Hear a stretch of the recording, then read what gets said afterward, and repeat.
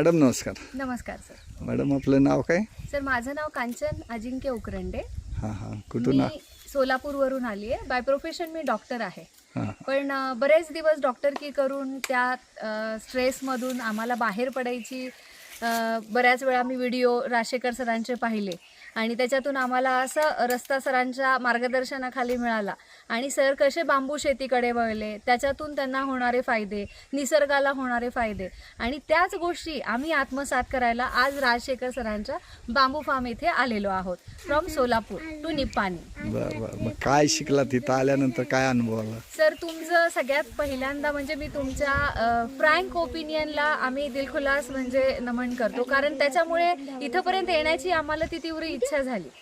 आम्ही फक्त एक व्हिडिओ पाहिला आणि त्या एका व्हिडिओनी आम्हाला तुमच्या बोलण्यानी, तुमची जी पद्धत आहे सांगण्याची, ज्याप्रमाणे तुम्ही सगळ्या जातीच्या जे बांबूचे प्रकार आहेत त्याचं ज्याप्रमाणे तुम्ही एक्सप्लेनेशन देता, ज्याप्रमाणे प्रत्येक झाडाजवळ जाऊन आम्हाला त्याची ओळख करून देता, ही माहिती मला असं वाटतं की कदाचित मला कुठेही एवढ्या व्यवस्थितरित्या मिळाली नसती.